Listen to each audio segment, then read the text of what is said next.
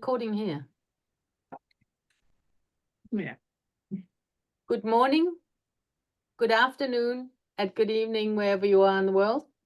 I am so happy that you have joined us today, because today we are going to hear from a woman with a lot of titles. But I know for a fact that one of the primary titles in her life is being a mother. And then I'm sure it must be being a sister, being a wife, you know, always having focus on her family.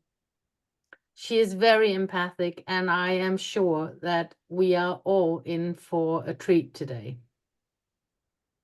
We are going to hear about effective communication and conflict resolution.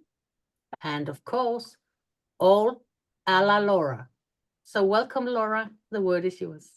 Thank you so much. So you already got me all teared up when you said, like, the most important thing is the role of the mother. I'm like, yes, that's right. I love my kids. I love my family so much, but really, I'm all about my kids. And my dad, he wrote this beautiful piece one time, and he's like, success is watching your progeny thrive. And like, so no matter what I do, as long as my kids are okay, that's really all I care about. But yes, today we're going to talk about, the title is Laura's version of effective communication and conflict resolution. Operative word would be version, my version. So I kind of think of what this is going to be like is sort of a buffet. You know, when you go to a buffet, you don't eat everything. You just take what you want. So take what you want from this. I'm sure you're going to think other parts are ridiculous, but it's how I work. It works for me. And maybe it'll be a little entertaining. So I think communication is just so important. And I was thinking of like Maslow's hierarchy of needs. You know, you need to eat, you need to feel safe, and that's the foundation. But to me, communication is down at that foundation level too. Just this week, so I've got a number of businesses, do all sorts of stuff going on, and there was a problem just this week, and I was part of this texting group, and everything had been going really well for a long time. And you know, just kind of like la la la la, kind of very productive, very kind, very respectful. And then things got a little quiet with that group. And then somebody made a remark, and I wouldn't say it was necessarily disrespectful, but it was borderline snarky. And I called up somebody. I'm like, what is going on? And this is not tolerated. What's going on? And so there were two people. One was feeling like she wasn't getting the proper support from somebody else, and the other person was feeling like she had been blown off. And what was supposed to have happened last Monday was somebody was supposed to call someone at 4 o'clock, and it didn't work. Well, the person called the wrong number. So, you know, the person who calls the wrong number is just like, what? I set up this appointment. She's not here. She's not supporting me. The person who was supposed to receive the call but didn't, she was kind of annoyed that she'd set that time aside. And anyway, it wasn't a lack of communication. It was complete absence of communication was the fundamental problem. So then I was just like, well, hello, let's just shine a bright light on this and restore our happy relationship. And now everything is good. But the key is we need to communicate. And with this group, a lot of times you make me think of when I was a 4th grade teacher. And I know I've discussed with this group before of how we had put ups and we had put downs. I was given every troubled kid, every kid who came with a file, that kid was in my class. And the art teacher and the music teacher and the gym teacher, they're like, no, don't put every bad kid in Laura's class, because I don't want to have to teach that class for 30 minutes a week. But they always turned out to be the very best class. Everybody in the school knew it. Everybody in the town knew it. The superintendent, other teachers would come in from other schools to observe my classroom because it was just a magical place. And I think one of the happiest things that we did was we did put ups and put downs. So put up was when I would notice somebody saying something kind, doing something kind, and that was worth a point. But if there was, and we would celebrate when we would have 100 points, we would do fun things, whatever they wanted. We would do, we did a readathon overnight one night. That was fun. So like sleepover in the school. We did, my dad drove 100 miles. No, more than that.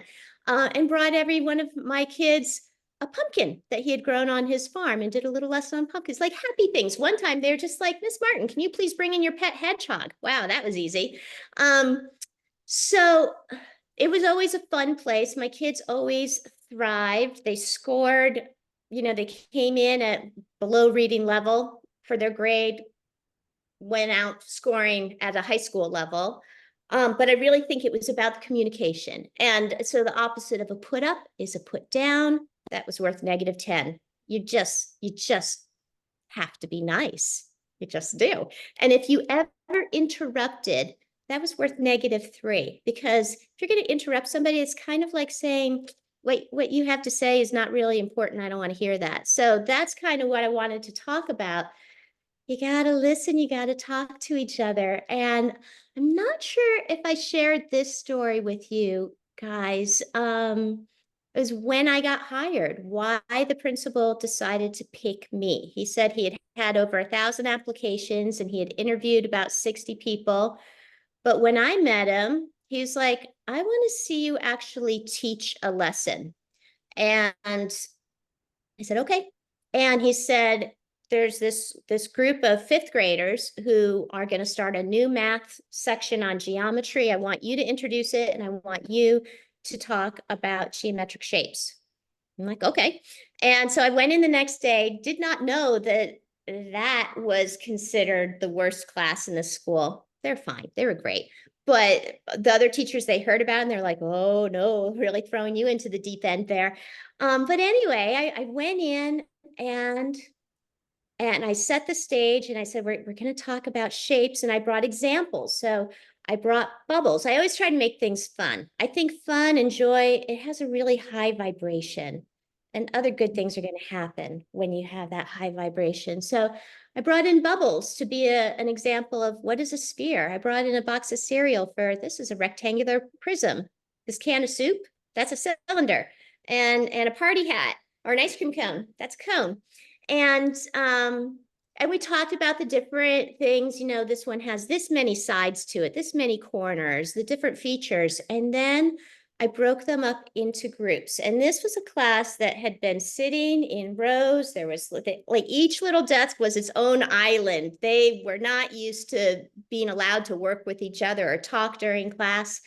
And I'm like, we're gonna make little clusters here. So everybody get into groups of 3. And it was a cooperative learning exercise that involved a lot of communication. And I said, first of all, you guys are going to name yourselves. I want you to feel like you're a team. I want you to feel like you belong to each other, because when you belong with somebody, you want to take care of them, and you get a little pride. So we did that. And then I'm like, all right, you count off 1, 2, 3. Number 1s, you're going to be the secretary. You're going to take the notes. You're going to record all of the really important information. Number 2s, you're going to be the timekeeper. I want you to think of your ultimate goals. What is the outcome of this lesson, which I would explain to them? How long is it going to take each part? And when do you need to hit that mark? Kind of like Gary does when you have a road map of, okay, here you are, and you want to get there. What are all the steps in between? And so timekeeper was kind of in charge of that. And then the third person, I wanted them to just really make sure everybody was being listened to. Everybody had a chance to express their voice. And they had to come up with shapes and make a chart and, be as creative as they could. And there were 2 pivotal moments during that lesson that made the principal be like, yeah, I'm going to hire her. So one of them was I set the kids free, and there was this boy who was larger than I was as a 4th grader. I think he might have stayed back a few years. I don't know. And but he looked like a volcano in the shape of a boy who was about to erupt. He was really having a hard time. He was turning red. The other kids in the group were kind of backing away. And I go over to him and I just kind of put my forehead up against his forehead. I'm like, what's going on? How can I help you? And he needed to share that he didn't feel like he was being heard.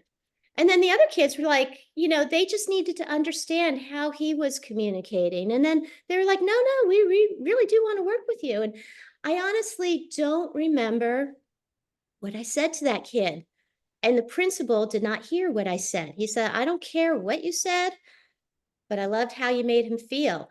And then he became engaged again in our little classroom community. And then the other key moment of that lesson apparently was I had forgotten to give them some direction during the lesson, and I remembered it. I wanted everybody to know, and it was really noisy. Everybody's working, and I was just like, hey, you guys, I got something I have to say. And they're still talking a little bit, and I'm like, hey, can everybody please look at me? Everybody stop and look at me. And then they did. So it's kind of like if you were playing a piece of music, there was just this, loud booming music, and then boom, absolute quiet. And then I said whatever it was that I needed to tell them. I have no idea at this point, but I gave them a little message, and then I'm like, okay, go. Now you got the message. Go back to work. And the principal said that he knew seasoned teachers who had been teaching for decades who never learned to do that. They would just, when they wanted to say something to the kids, they just kind of holler above all the other noise. Some kids heard him, some kids didn't, but all of those kids heard it, took it in, and it was great. It's a really good lesson. And then another thing that I did in class, I just wanted everybody, just wanted them to get along. You got to get along. You got to feel safe. You got to feel appreciated for other stuff to happen. One time, there's this beautiful little girl named Alexandra, and she had a great friend named Nick.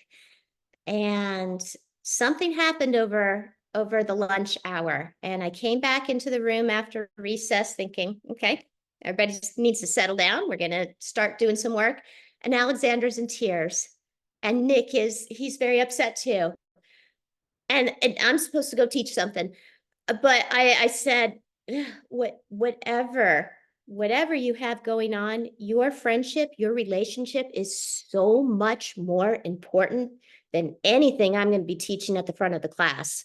So you guys go to the back of the class and you each get a piece of paper. I'm getting teared up thinking about little Alex. And each get a piece of paper, and I want you to just don't even look at each other. Just write down what happened. What's your version? What's your understanding? What's your perception of what happened? How does that make you feel? Where do you want to go moving forward? And so they wrote down what they were angry about and what they thought the other person had said and how they felt and how they really did want to be friends because they were like best friends. And then finally I'm done teaching whatever I was teaching, and I get the other 24 kids distracted with, okay, this is your task. Now I'm going to go be with Alex and Nick. And then they took turns, like Alexandra read what was going on, how she felt in her heart. And then Nick broke down. He's like, I never wanted you to think that. That was a complete miscommunication. Complete understanding. This is what I meant. This is what I wanted us to do.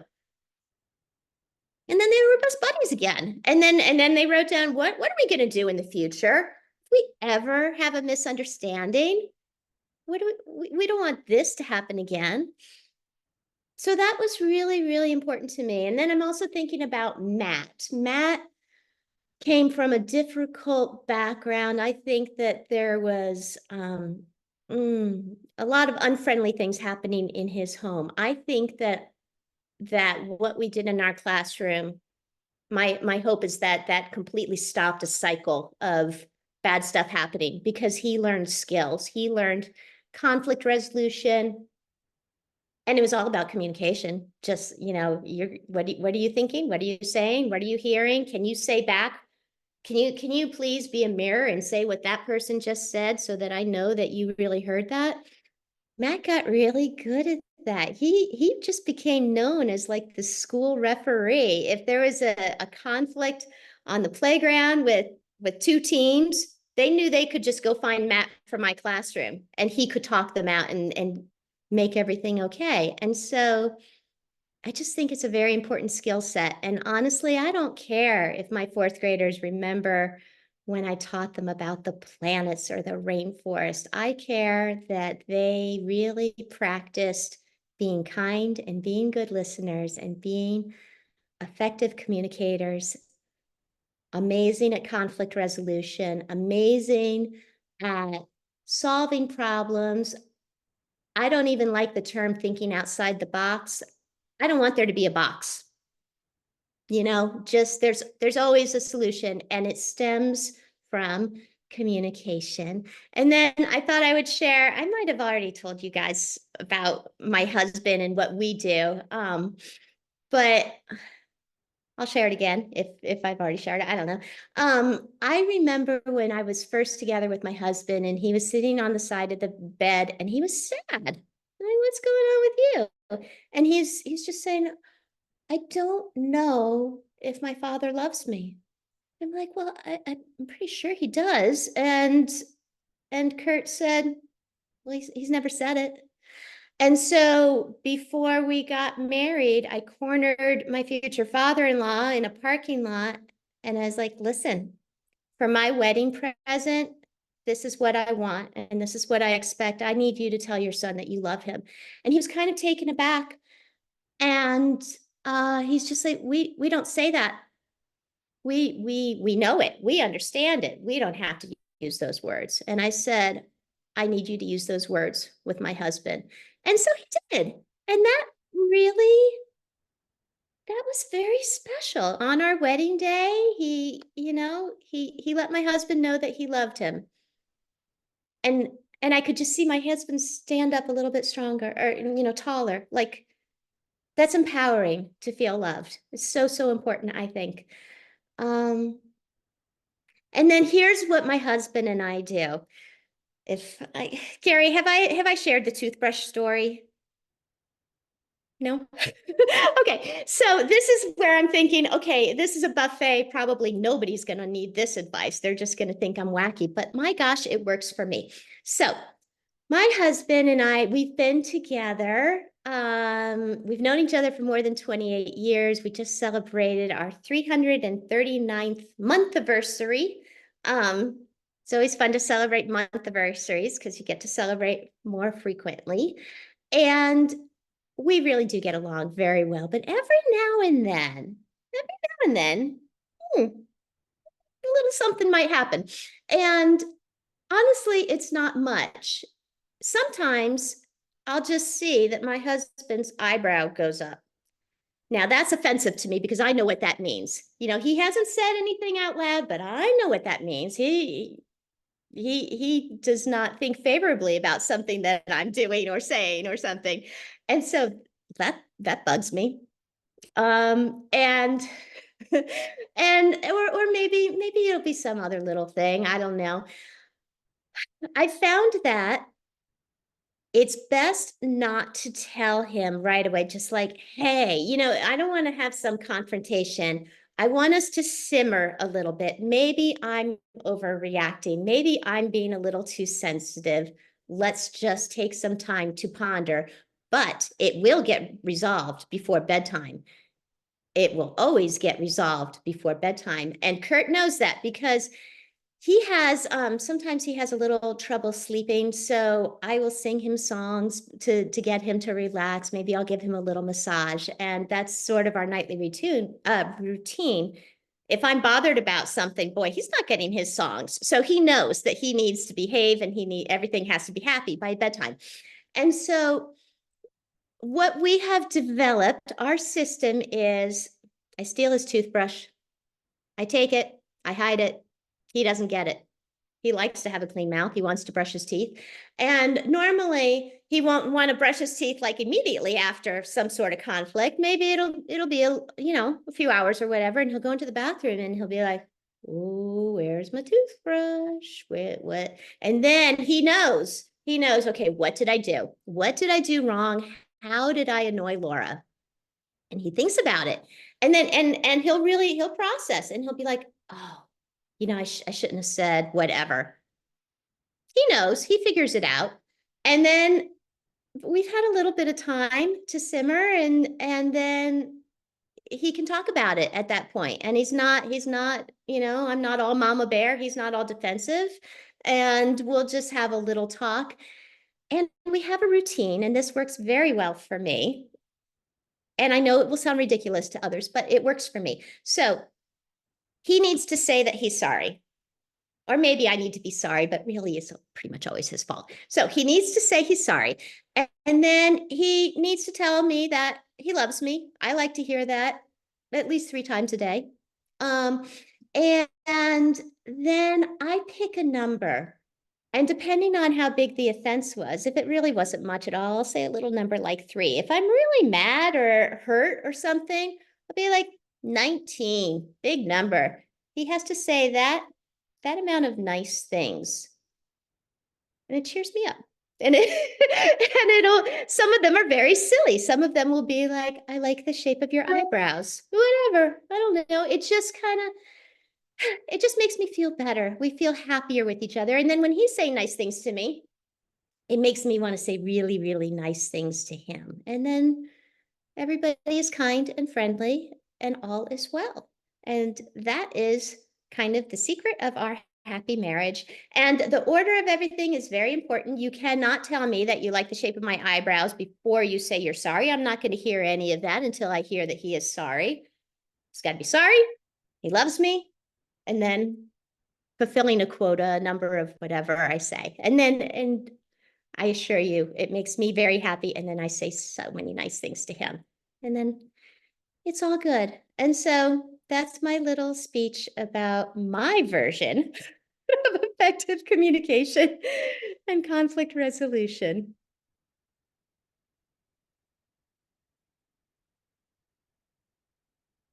Well, Laura, I even had to take notes on that one. That's incredible. Well, great. Go ahead, Vicky. I mean, we have any questions or comments, or what do you guys think?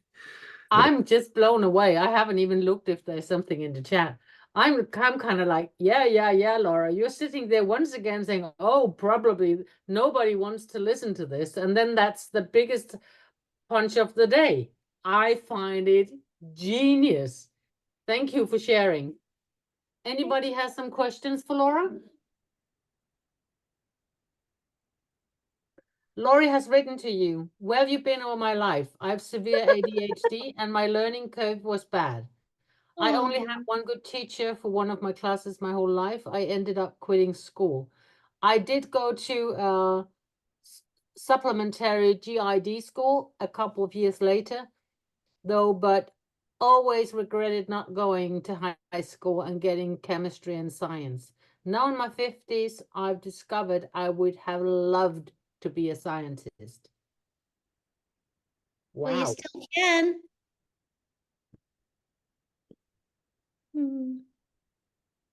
So Laura, you never know when you are sitting there telling your fantastic tales and stories when you touch another heart. Ellen? Sorry. Laura, how long time have you been married? We met June of 1996. We got engaged officially the following January, although in October, I pretty much scared my husband. I think that's the only time I ever scared him, because we knew that we loved each other within a week, and we said that to each other. And within a month we were living together. And then October, see, I had planned my wedding when I was about 5 years old, and I just needed the detail of a man. And I always wanted to get married in New Hampshire in October with the foliage. And I said to my husband, October 1st, are we going to get married next year? should I book this? Because you can book a year in advance, or is it going to be the following year? He went quiet. He went into hiding for a couple of hours, and then he came back and he's like, okay, fine, just book it. Just book it. Still didn't have the ring though. I got the ring in January. He came to my 4th grade class and proposed in front of my 4th graders. And then we got married in 1997. So how many years is that? A little more. We've known each other for 28 years, and we've been married for almost 27 years. We just had our 323rd month anniversary for being married and our 339th month anniversary from our first date. Okay. Susanna and I have been married for 40 years. And you know, communication starts as you have described it. And after a while, it becomes something that's, well, we just think together. And not always, but very often I can say, well, that was my thought. So communication is very special. Sometimes you can just sit beside a person and talk through thoughts. Mhm. It's fantastic. So yeah. And you don't even need to be next to each other. You No, can that's hear right. each other's thoughts from across the country. And my husband and I are so tuned into each other. I mean, more so me, just because I kind of just, it's my radar. It's one of my superpowers. I just kind of know things. But then the drawback is if I didn't pick up on his mental signal, you know, if he's outside doing yard work and he's thirsty, and normally I'd be like, oh, you know, here's some juice or whatever. Sometimes I might get involved with what I'm doing. And then he'll be like, you didn't hear my ping. You didn't hear my mental ping. I needed something to drink. But it has saved us a number of times. He has a tractor. He loves his tractor. One time he was upside down in his tractor, and I knew it. I was across town, and I was with my mom and my brother, and I was in the middle of having breakfast with them, and I just got up and left. I was like, Kurt's having a problem. I gotta go. And there he was, upside down in his tractor. But yeah, it's communication, however you do it. It's kind of funny, Ellen, that you mentioned that, because we celebrated our 40th anniversary last Sunday. Yeah. Saturday. Yeah. Congratulations. Thank you. And one of our big things is when one of us says, I've been thinking, then we pause and then we write. Because if we've both been thinking, what we have 95% of the time, it's the same.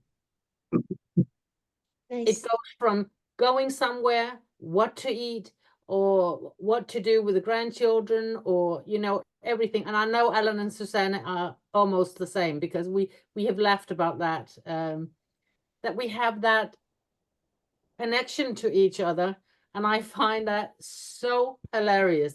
And the kids are like, oh my God, here they go. Sorry for that. Sally? I guess me and my husband and I have been married for 26 years. And I think, you know, really enjoying the tiniest little things, like even looking at an insect and and seeing their little things. They're trying to save one out of the house, you know, trying to get it outside, out of the gazebo, and doing little things like that. And I like what Laura said about 30 months celebrating, you know, like it's more celebrations. And so it's something a little bit similar, because when our anniversary comes around, when we got married, it was in March, and it was cold and snow, and so when the nice days come, I start saying, celebrating more of our anniversary. We'll do something every nice day until the summer's all over. And so it's like when he's home from work, you know, it just making a beautiful time together. So to share that a little bit. Beautiful. Thank you, Sally. Well, you're welcome. Thank you. You know what? If you've enjoyed Laura's storytelling today, not storytelling, but her real life telling, it's now you need to ask the questions. A little side note about the toothbrush thing. It's kind of funny. So every now and then his counter, his side of the counter gets a little bit cluttered and he doesn't see his toothbrush, even if he has been completely behaving beautifully, he'll not see his toothbrush and he'll be like, oh no, what did I do? Maybe I should go pick some flowers for Laura or whatever. And I'll just be like, everything is good. Your toothbrush is right there. Just stick your hand over now, move it to an inch. You got it. I think it's a great idea. Just simply a great idea. But what I love is when you also tell about your children, not your own not in particular your own children, but all your children in your life. Thank you. Because I really, really believe, Laura, that those kids don't know how blessed they are to have had you for teacher. Oh, we're still connected. I love Yeah. my students. Yeah, they're big now, but they've caught up to me. They're all grown-ups now. I have my daughter-in-law is having daycare, and she's gone through, you know, many kids, and every time she comes to the school, they will come running, you know, to have a hug or saying, I've had a bad day, can I please have a hug? Because she has a hugging policy, saying that if you need a hug, you need to go over and stand there. You don't need to say it, but just stand there, then I'll know you need a hug, and then she'll hug them. And then we were at a gymnastic thing where they had to jump and spring and almost anything. And then one of the boys came running through, and then he just caught an eye of my daughter-in-law and my son, and he was like, and he forgot everything about what he was going to do. He was like, and then he just said, Leah. It was like it came from his heart, and we were all in tears because he was yeah, gorgeous. Sorry, that was long. Love that. Another little fun side note is a lot of my fourth graders drove over 300 miles to go to my wedding. That was fun. They were part of the whole thing. They were there when he proposed. They felt like this was going to be their wedding too. One time their homework assignment was figure out what my wedding song is going to be. And one of them did. One of them came up with the greatest song, and they all had my phone number at home. And she called them. She's like, Miss Martin, listen to this. That was the song. Fantastic. Absolutely fantastic. Iris. Yeah, I was just listening and I was thinking my story, you know, how all of us have a little bit of sharing, and I love the enthusiastic that she has when she's sharing her story with her husband and the children that she's been around. I also been married for, I'm not sure, I think it's 35. Gary's there. But you learn so much from each other, and listening to you, it brought me some memories that I had. And I'm sorry, I have to say that I can't put my camera right now because I'm watching my grandkids and they're running and they're taking care of my hair. I don't want everybody to see my crazy hair right now. But anyway, I just wanted to say that I really enjoy this because I also feel that everyone needs to know how much they love each other. And I always like to feel, even though that I'm older, you know, wiser, I like the word wiser.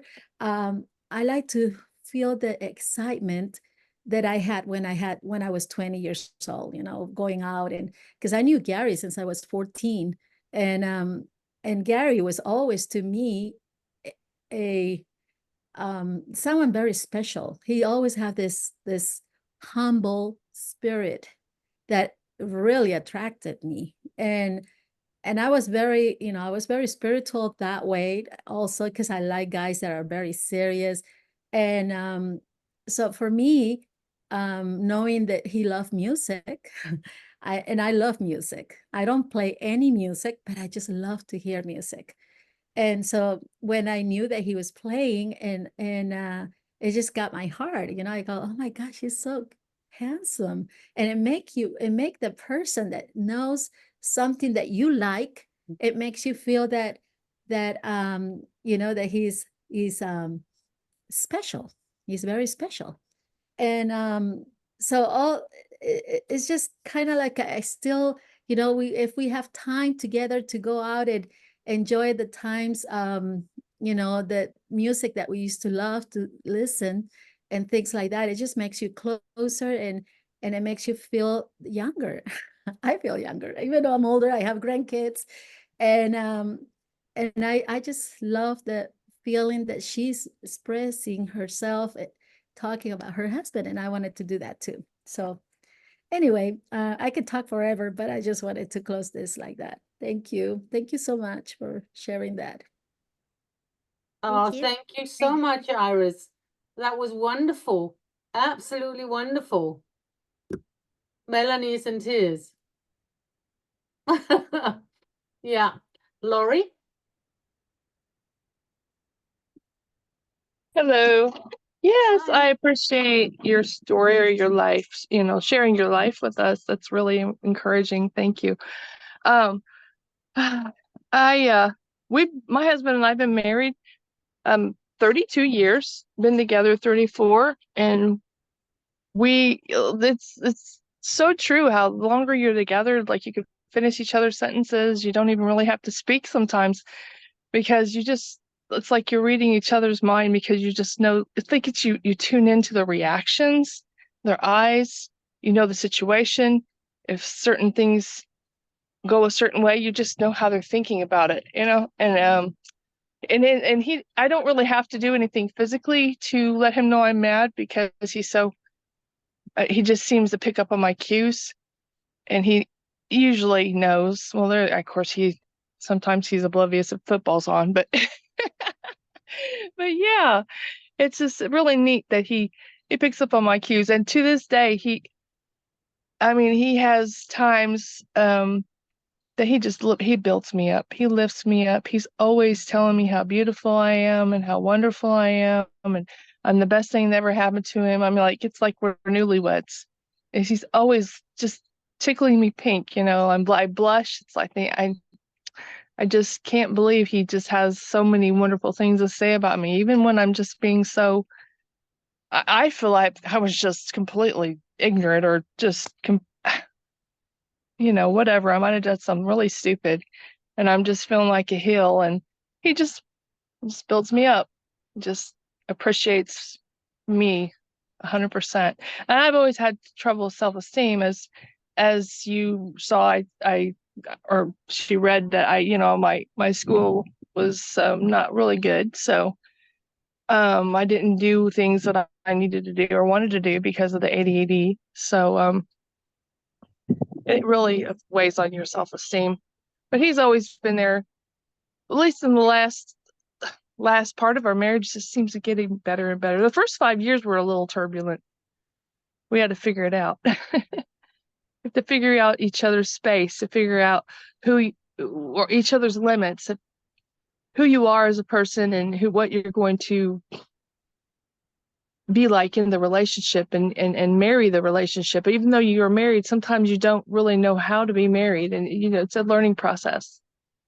So It is a learning process, and it sounds like you totally figured it out through different communication tricks.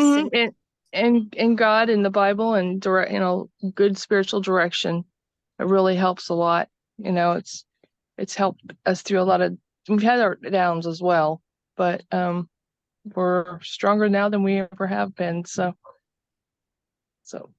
Great. And you still have time. I mean, like I was just saying, I just like a few months ago became a licensed health practitioner. And my husband's like, that's the kind of thing you do in your 20s, not in your 50s. But I wanted to do it. So I did. And you just got to remember that nobody creates limits for you. Like, they might try, but you don't have to agree with that. And I remember, like, when my kid was diagnosed with dyslexia, and her guidance counselor told her, okay, well, just know that you're never going to be able to go to college. Wow. No. She did not share that with me until recently. Well, actually, when she was applying, she's in the third year of med student. She showed him, Mhm. but I didn't know about it because she thought that I would just be so sad because he's an authority. He must be right. But she didn't want to dash my dreams. And so she just Oh, kept, anyway. But I learned that because she wrote an essay to get into medical school, and it was talking about overcoming a challenge. What kind of thing did you have to overcome? And she was able to write that initially she felt flawed. She felt like she had a label, that she was less than others, and that she then had limits. And she was able to turn that experience into something that would push her forward. And so it was mhm. gift. We say it was a gift. She's Because definitely your daughter. she's my daughter. She is my kid. I saw a shirt last weekend that said, "My daughter is my hero." And I'm like, I need that shirt, but I need it to be plural. My daughters are my heroes. Mm-hmm. Then make it yourself. Mm-hmm. Well, You can Lori, always make it yourself. Lori, I would love you to be a scientist. I think everyone who loves science should try it, and so it's not too late for that either. Just Oh, yeah. yeah. Awesome. I have so many questions and I want to know so much. I have such a thirst for knowledge, and I'm always digging and trying to find answers to health issues and why this and why that and different things, and just not only health, but things that dive into the science world. And I'm like, well, I need a microscope, Well, And these Lori? days you hardly need anything. You have almost all of the information you could ever hope for right there at your fingertips on your phone, and it's yeah, amazing. So even if you're not, don't have a degree, you can certainly have resources beyond belief yeah, about yeah. learning. Well, you have to look at the right sources, and you have to learn how to read again, Mhm. because the scientists use their own vocabulary. But when you learn that, after you Yeah. learn that, it's pretty cool. Try to understand PubMed. It's a little difficult for me. But no, it really isn't that bad Yeah. once you learn it. Mhm. I have a question for you, Laura, and this is actually a hard one for you. I have a hard one for you. Okay. Suppose, people get on in years and they haven't found the perfect person for them. And that communication is very important, but also it's you kind of get set in your ways, and you don't want to have to communicate how you feel, because you've been living without another person for a while. How do you think you could break down that barrier and actually open up and start to communicate on that level? That's a hard one. So you don't, you can give it a try, but whatever. I think that before you can love another person and before another person can really fully love you, you need to love yourself. And what brings you joy every day? Wake up, and that should be the first thing on your to-do list. What brings you joy? And do that. And then I think that like attracts like. And so if you're looking for someone, really just build yourself up. And I think that you kind of you bring people into you with who have the same, they resonate with your energy. And please, you don't want someone with negative energy to be attracted to you. So work on yourself and be big, radiate, be expansive. Everybody is so big, and a lot of people have limiting beliefs, and it's just that, like,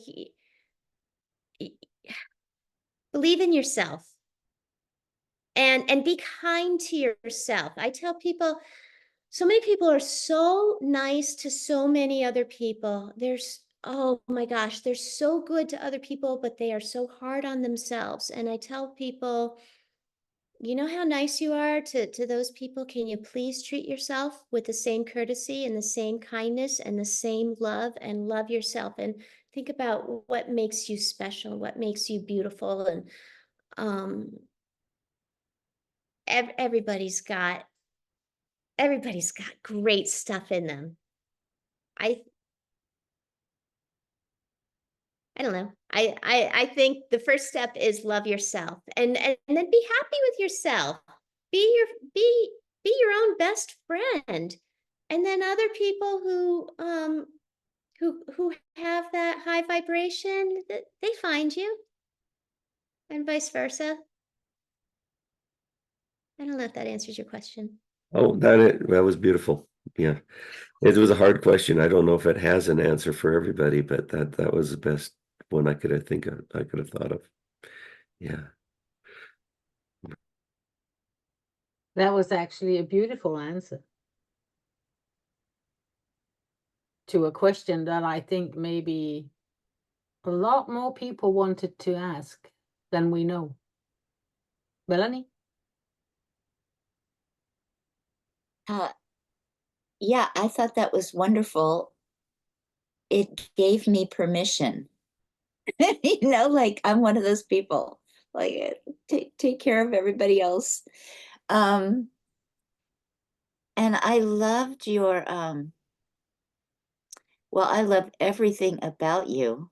Just if you were over here, I'd give you a big hug. And smile. I loved that thing about that it was a boy and a girl in your class, and you had them go, this is more important Yeah. than what I'm teaching right now, and you had them write out. And I'm going to use that in my relationship. I think it's wonderful. It's really helpful when you write it out. I mean, you're putting pen to paper, so you're really getting your thoughts organized. You can scribble, you can make arrows, you can be it just the way you want. So, because sometimes when you're talking, you might blurt something out and maybe wish you'd said it a different way.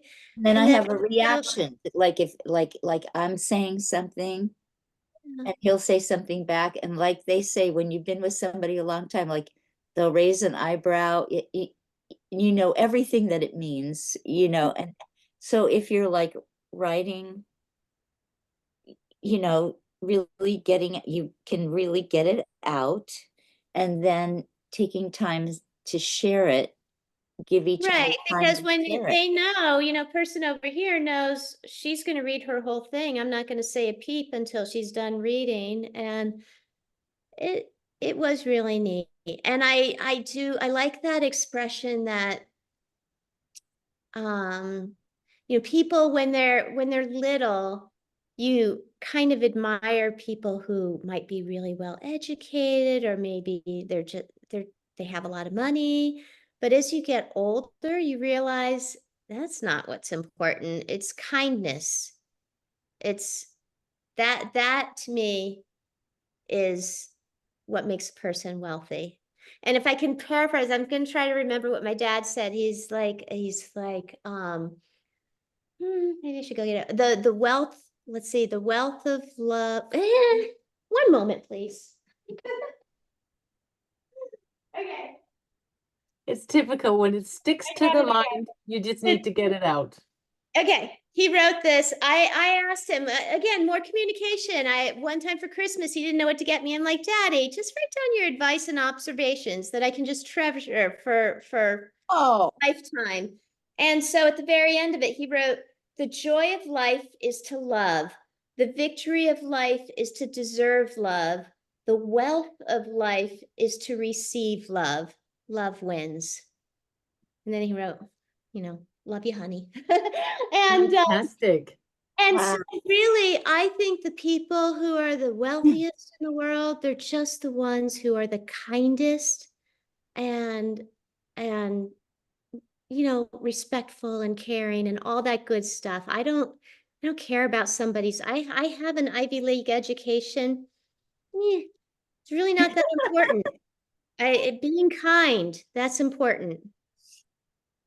Thank you, Melanie. Judy?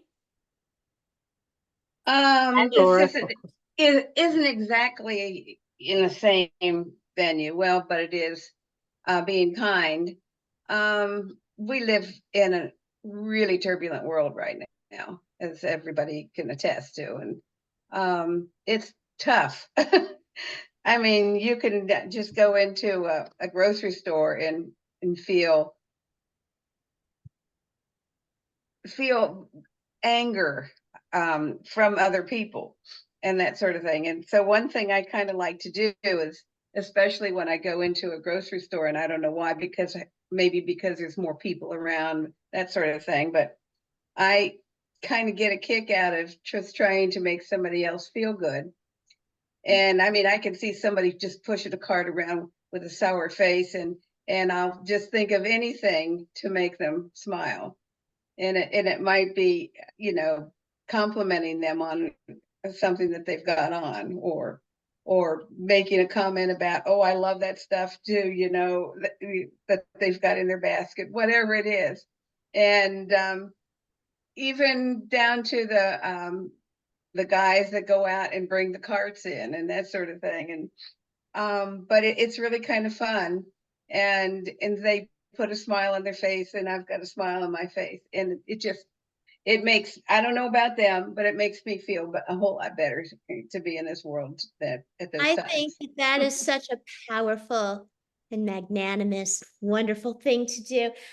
I've played around with that too. I remember last year at Christmas time, I went with my kids, and they wanted a little privacy when they were shopping because they did not want me to see what they were getting. And I'm like, all right, I'm just going to go hang out in the food court. And it was mayhem, and people they were fussy, they were cranky. And I just kind of sat there, and I just tried to shift my vibration and just see if I could like spread a little joy, and it worked. People were like so much nicer. But Judy, I think that is an amazing thing that you do. And I think that you're never going to know the ripple effect that you cause. If you cheer somebody up, if you just put a little love in their heart or a sparkle in their eye, and then they're going to want to extend that to somebody. And who knows just how far that's going to go. It's amazing. So good for you. Bravo, Judy. Peg has written a comment for you. I'll come back to you, Laura. Thank you, Laura, for your version of finding solutions to resolving conflicts. What a great way of getting to the issue, to writing out what each person feels happens and going over what to find a miscommunication. Thank you for refreshing morning discussion with some tools to move forward with. That was from Peg. Laura? Very nice. Thank you. Laurie. You talking to me? Okay. Yeah, I love the grocery store comment about trying to lift people up. I used to be so well, I've always been an extrovert trapped in an introverted brain. My heart wants to be an extrovert. My mind would always shut me down. So I've always kind of like, it depends on how positive I am or whatever that day, you know, depending on how extrovert I'm going to be. But I get so much positive feedback by the right people when I'm positive like that. Yeah. Some people though, they look at you like you have a third eye or something, you know, you're talking to them, you know, who are you? I don't know you. Like you're from another planet or something. It's pretty crazy. But I've learned to just overcome that and just walk tall and just know that I planted or left a nice flower with them, or a nice seedling, you know. So I just spread seeds where I go. You know, I try to. I don't let it bother me anymore. You know, the people that get kind of weirded out, I say, you know, or they just are kind of put off, like, who are you? And then they don't really respond too much, because I think at least I left a positive with them that day. And maybe their first reaction isn't how they truly feel, but it's just like they're not used to people being nice to them. They're not used to people sharing positive vibes with them. This world is so negative. It's probably just a put off at first for some that are wired negatively anyway. But I really appreciate finding the people that aren't wired negatively. I mean, you have to go through a lot of them to find them, but you find them, and then it's like, wow, what a joy, you know. You meet people and you get to have a nice talk, and sometimes exchange numbers or talk about a Sia or whatever, or God. It's just, you leave little tidbits, wonderful little happy seeds everywhere. Eventually the right ones will pick up the seeds and be happy that you left it with them. Return the happy thought back to you. You So, seem I just wanted to add delightful that. to me. I can't imagine anybody being offended. Some Sometimes people, it's a cultural thing. So I live up in New Hampshire now. There's not a lot of people. Anytime you go to the post office, it's a reunion. It's a party. People are happy to see each other. If you accidentally call the wrong number in our town, you might engage in a 45-minute conversation with that person. But we're from New Jersey, and like we'll go back to New Jersey to visit, and it's there's a different energy. And I remember when my husband, he was in his New Hampshire mode of, you're supposed to smile, you're supposed to make eye contact, and you're supposed to say hello to everybody that you meet. That's how we are up in our town. But in New Jersey, some tall guy says that could be a little scary. And he laughed so hard when we were down there a few months ago, because this woman just snarled at him after he said hello. And he's like, I miss New Jersey. But you can just laugh at him. yeah. But I think that, the laughing and the good mood is something that we could start a wave, actually, if we wanted, in being positive and being just happy. And by the way, your comment on the rich people, when I was a kid, I knew the richest woman in the world. She had 5 dogs, and in my eyes, she was the richest woman in the world. Wonderful. Because who could own 5 dogs? Care for them and love them and, stuff like that. So, but I've always been funny with money. I'm like, it's necessary to live. But apart from that, nice to have, yeah. Money does not define you. It's just a number. Numbers do not define you. It does not matter what the number is in your bank account. It doesn't matter what number it is on the bathroom scale. It does not matter what number you get on some test. Who cares? It's just a number. You define you. Your character defines you. Exactly. Laura, when are we going to have you back?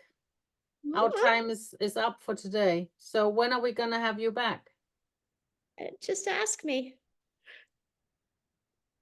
I think Iris has her set for a couple of months from now, maybe 2 or 3 months. So that's good. Yeah, I can't wait. I absolutely love the discussions with you. Thank you. It's always fun to be here and see all of you. Yeah. Thank you. So for my part, I'm just very grateful for today. And I hope that Dr. Gary is going to say bye to all of us with a few wise words. Actually, I'm going to take my wise words from the greatest teacher ever. And he said that just a tiny little bit of leaven can create the whole bread. Just a tiny little bit of salt can salt the whole batch. And so, to me, you are the leaven and the salt of the world. Okay. And seeing you, spread that joy around makes me feel great. We had only one rule in our home, and that is that no one can get hurt. No one can get hurt. And first glance, you'd think, well, now after Laura's exposition, everyone knows what I'm talking about.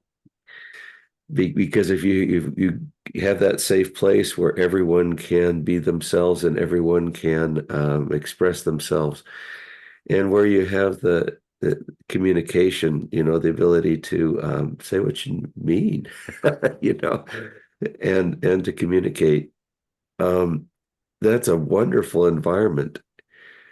And if the world were like that, we would have a lot more scientists. We'd have a lot more engineers. We'd have a lot more professional people. We have a lot more people with passion about what they do. And I don't think we could be beaten. So, just keep it up. And Laura, thank you very much. I've taken notes. And some of the I don't know whether you want to call them tricks or mechanisms that you have sounds so enticing that I can't wait to actually try them on my grandkids and see how they work out. The toothbrush. Yeah. Well, I don't know about the toothbrush thing. If my husband's been really naughty, I'll untuck his sheets because he really likes He his doesn't tuck like that. Then he knows he's in big trouble. That only has happened about 3 times in our marriage. But it's a powerful statement. He knows what it means. So I just love the idea that communication is first and foremost and is the most important thing. And the way And that a bit of the a way that wise we- word very wise, for the end. Never let the sun go down over your anger. Mm. very, very wise, very wise. And yeah, I've done that before. It doesn't work. So, that's right. But And we'll be back.